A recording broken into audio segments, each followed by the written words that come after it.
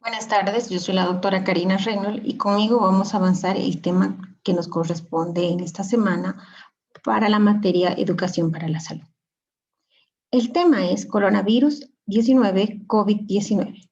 Antes de entrar en el tema, nosotros vamos a hablar sobre los objetivos que ustedes tienen que aprender. El primero es conocer los antecedentes del COVID-19, reconocer las características del virus causante del COVID-19 e identificar las etapas que tiene este virus, como también haremos un gran hincapié sobre las medidas de prevención contra el COVID-19. Para poder entrar en materia, nosotros tenemos que hablar un poquito sobre la historia, es decir, cómo ha llegado a manejarse el virus. Todo comienza en diciembre del 2019 en la ciudad de Wuhan, de la República Popular de China, donde se presentó un brote de una neumonía causada de causa desconocida. Las autoridades sanitarias informaron a la Organización Mundial de la Salud, OMS, la presencia de un grupo de 27 casos de un síndrome respiratorio agudo de etiología desconocida, cuyo único vínculo establecido fue identificado como el mercado de mariscos de Wuhan, el cual también además vendía animales vivos y en los cuales se sabía que había una cierta relación con la presencia del virus. El 30 de enero del 2020, con más de 9.700 casos confirmados de COVID-19 en la República Popular de China y más de 100, es decir, 106 casos confirmados en 19 países, el director general de la OMS declara el brote como una emergencia de salud pública de importancia internacional. En febrero del 2020, la Organización Panamericana de la Salud, OPS, emite una alerta epidemiológica para toda Latinoamérica sobre el nuevo coronavirus, el mismo que se extendió por todo el territorio. El 11 de marzo, la Organización Mundial de la Salud, tras evaluar la situación a nivel mundial, la declara en pandemia.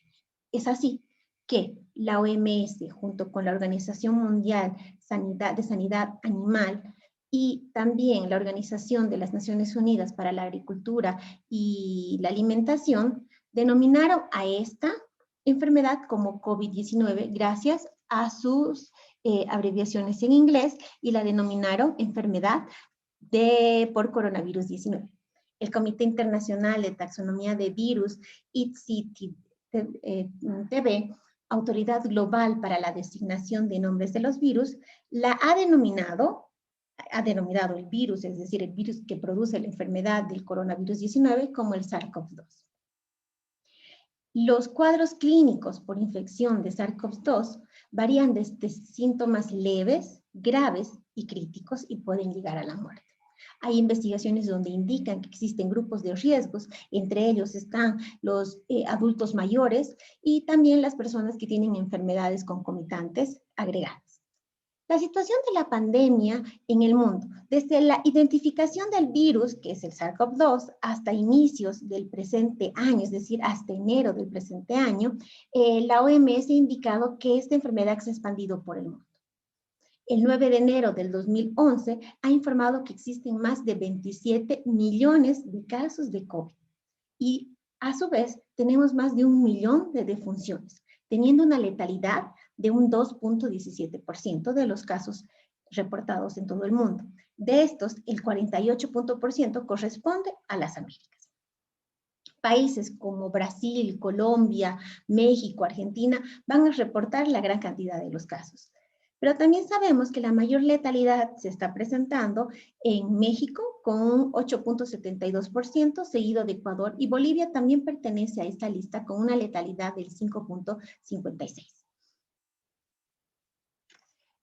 Tenemos que saber también de que el virus ingresó a Bolivia con la presencia de 2 casos positivos, es decir, de 2 mujeres que ingresaron a Bolivia procedentes de Italia, una en Santa Cruz y otra en Oruro. Estas al principio no presentaban síntomas y luego, una vez que tras su confirmación de estos casos, el país, a través del gobierno nacional, declara una emergencia nacional por la epidemia del coronavirus. Esta declaración permite agilizar los fondos para poder frenar esta pandemia y atender simultáneamente cualquier contingencia que se presente. Para poder hablar del virus y para poder manejarlo, nosotros tenemos que conocer las definiciones. Es decir, una de las definiciones son los tipos de casos.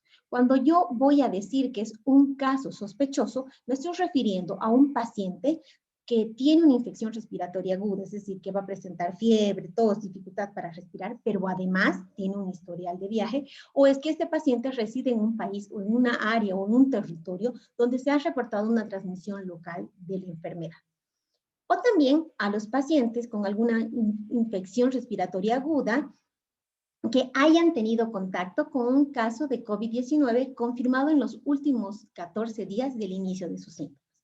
O también a todo paciente con una afección respiratoria grave que necesite hospitalización y que no se haya encontrado su etiología. Vamos a hablar de un caso confirmado a todo paciente sospechoso con un laboratorio por el SARS-CoV-2 positivo. Hablamos de un caso descartado a un paciente que sea un caso sospechoso, pero con una prueba de laboratorio SARS-CoV-2 negativo. Un caso probable vamos a manejar a un caso sospechoso para quienes las pruebas del virus SARS-CoV-2 o del virus SARS-CoV-2 o de la enfermedad del COVID-19 no son concluyentes o no se han podido realizar. Y por último, vamos a hablar de un caso recuperado a todo paciente que sea un caso confirmado, pero que haya tenido una remisión del cuadro clínico inicial y que además presente 2 pruebas negativas, RT-PCR para el SARS-CoV-2 con un intervalo mínimo de 24 horas entre ambas pruebas. A continuación nosotros vamos a hablar sobre la etiología. Sabemos que el grupo de los virus, es decir, los coronavirus, pertenecen a la familia Coronaviridae, que es de la subfamilia Orthocoronaviridae de los géneros alfa, beta, gamma y delta. Estos virus tienen un genoma ARN, el cual va a tener una gran característica y va a ser importante para la replicación viral. Estos a su vez son monocuaternarios y van a tener un sentido positivo y que van a poseer la mayor tamaño entre todos los virus aéreos. A continuación, nosotros vamos a hablar sobre el ciclo de multiplicación. Es importante que nosotros sepamos de que una de las grandes características de este virus es la gran característica que tiene este virus es la velocidad de su replicación. Es decir, desde el momento que ingresa el virus a la célula, la forma como se va a manejar y para terminar es cómo llega a producir nuevas cantidades de virus, las cuales van a ser las causantes de las manifestaciones clínicas que a continuación nosotros vamos a ir hablando. Cuando hablamos de epidemiología, en las últimas 2 décadas se han encontrado 3 nuevos coronavirus humanos de origen animal, zoonóticos, y estos vamos a ir describiéndolos a continuación.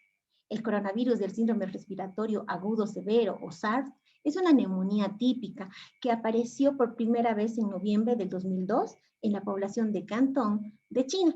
Mientras que el coronavirus del síndrome respiratorio del Medio Oriente es un coronavirus identificado por primera vez en 2012 en Arabia Saudita, causante de, como su nombre lo indica, el síndrome respiratorio de Oriente Medio, MERS en sus siglas en inglés.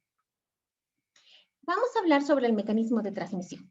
Si bien el virus es altamente contagioso, como lo indicamos anteriormente, se propaga por gotitas, por contacto directo y sobre todo por los famosos aerosoles.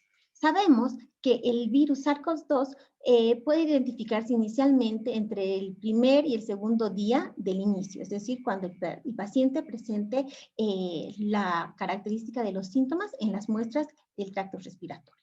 El virus puede resistir durante 7 a 12 días en casos moderados y hasta 2 semanas en los casos graves. Sabemos que la eliminación viral prolongada de los aspirados nasofaringios hasta los 24 días después del inicio de los síntomas, y esto fue reportado en pacientes con COVID en Singapur. Sabemos también que el virus puede ser eliminado a través, o sea, que se ha encontrado el virus, el ARN del virus en las heces, como también sabemos que aunque la ruta oral fecal no parece ser la causa de gran impacto para la transmisión, sí está presente.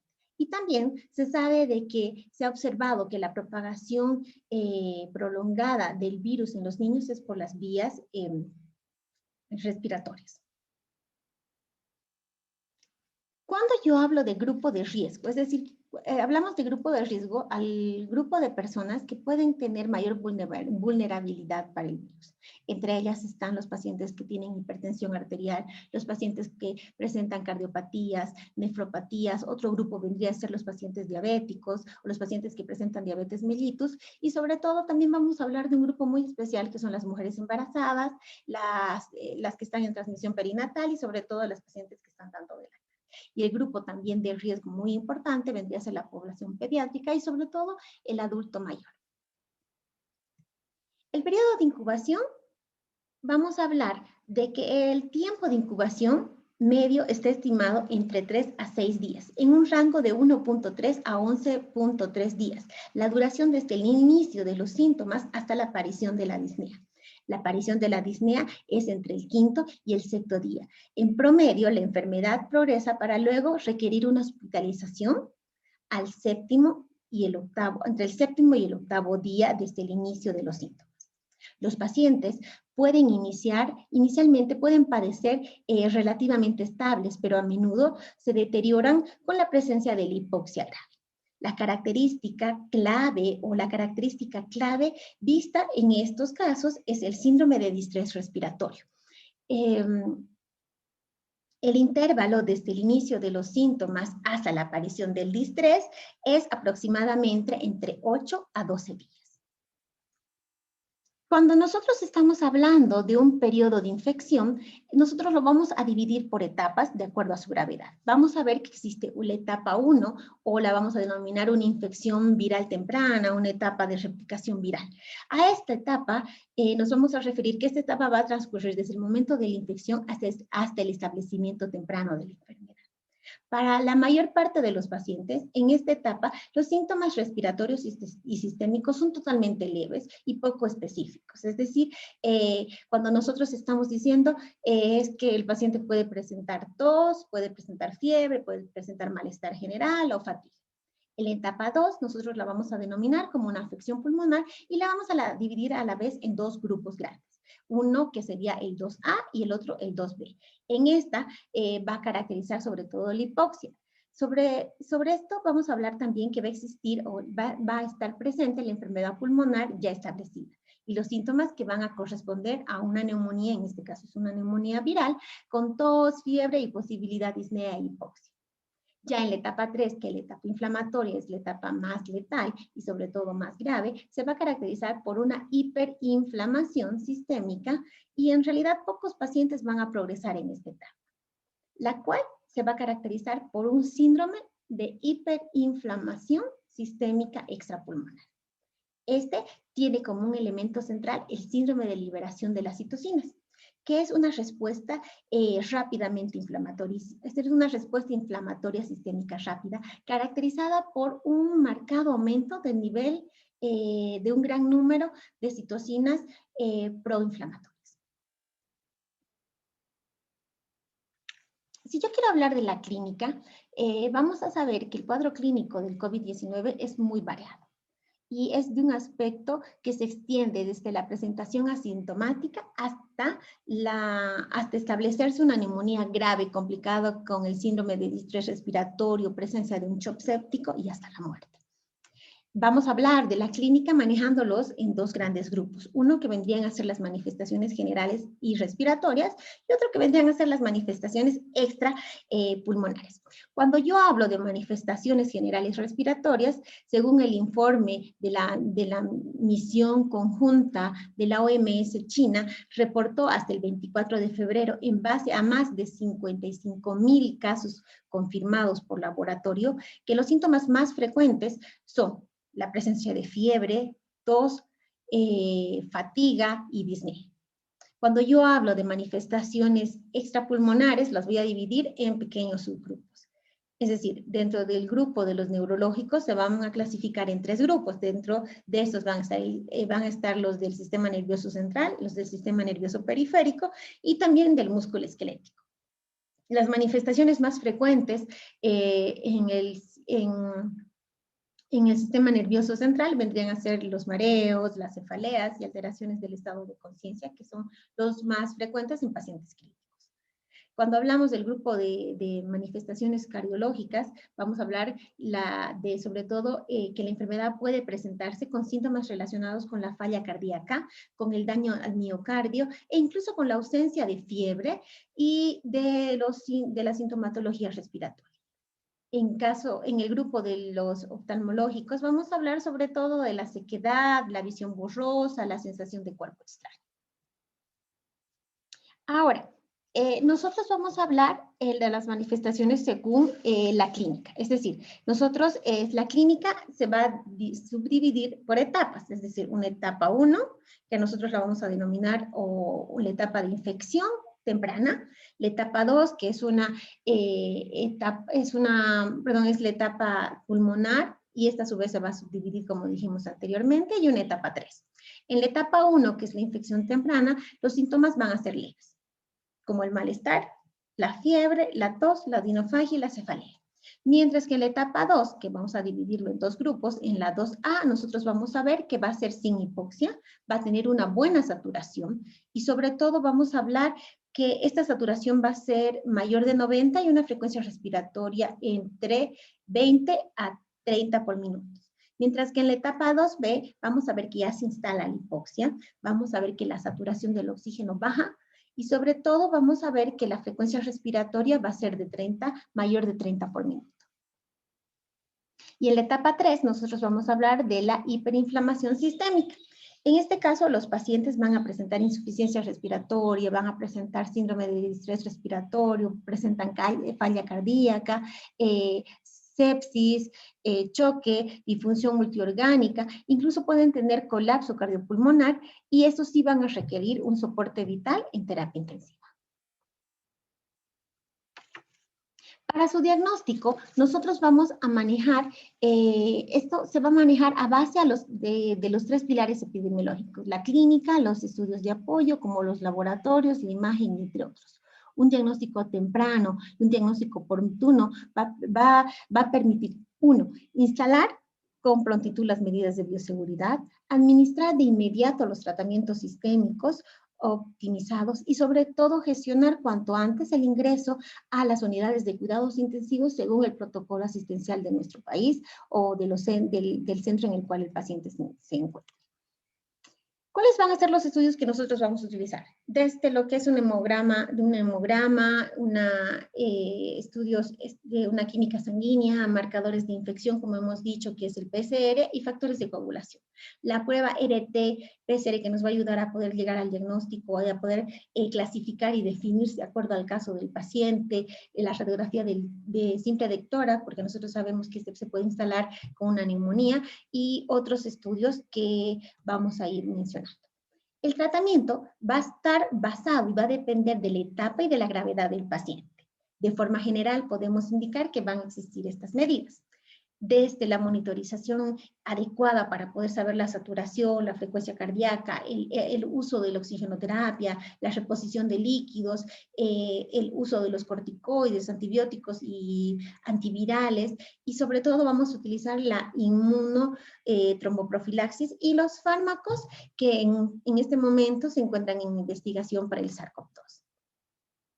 Las medidas preventivas. Es importante hablar sobre las medidas preventivas, sí, porque debido a la gravedad de la enfermedad nos lleva a tomar ciertas medidas para poder mitigar y poder prevenir el contagio del COVID.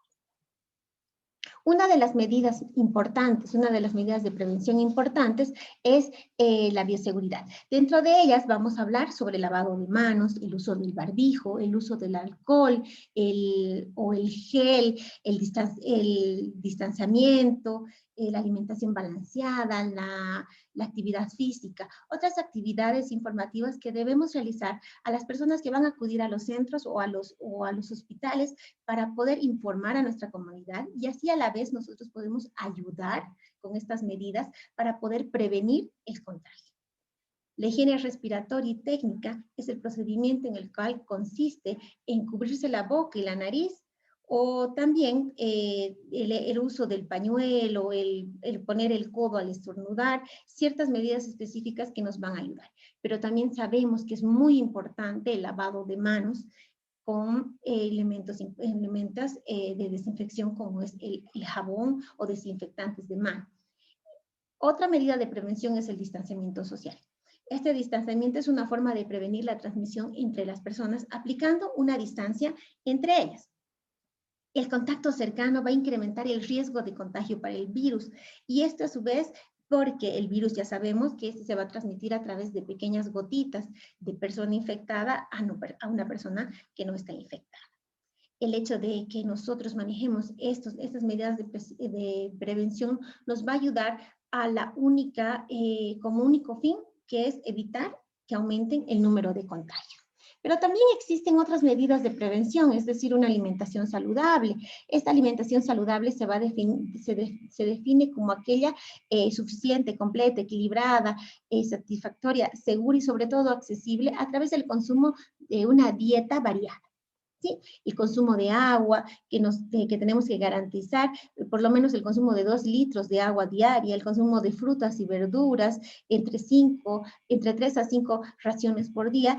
Estas nos ayudan a tener una buena alimentación y sobre todo también tenemos que hablar sobre el modo de consumirlas, es decir, el lavado, el proceso el proceso de la limpieza y la desinfección.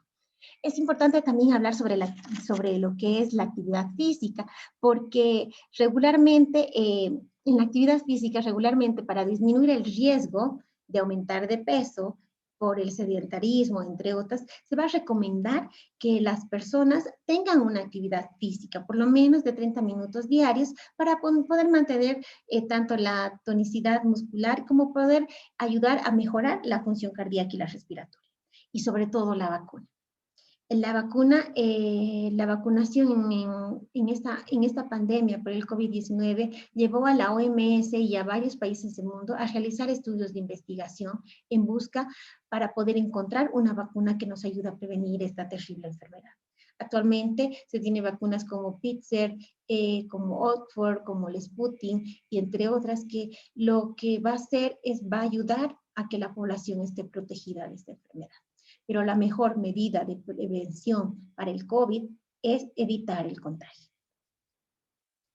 Antes de terminar esta charla, yo quiero volver a repetir algunos aspectos que se ha mencionado en las anteriores exposiciones. Tenemos que saber que las presentaciones y los videos son solo la referencia con una visión general del tema. No explica en total lo que es el tema. Es por eso que ustedes tienen que dedicarse a leer el texto o el dossier que se ha manejado y que se ha construido para la materia. La responsabilidad del postulante es estudiar todo el contenido del capítulo, desde el título hasta el resumen, incluyendo en algunas materias, lo que son los casos clínicos, la terminología, las tablas y sobre todo los dibujos. En caso de dudas o preguntas, acceder a la plataforma de Classroom y con esto mandar su pregunta a la sección de preguntas del tema. Con esto estaríamos concluyendo el tema, deseándoles que ustedes estén bien, que se cuiden y sobre todo que manejen la información como una herramienta para poder ayudar a nuestra comunidad. Muchas gracias.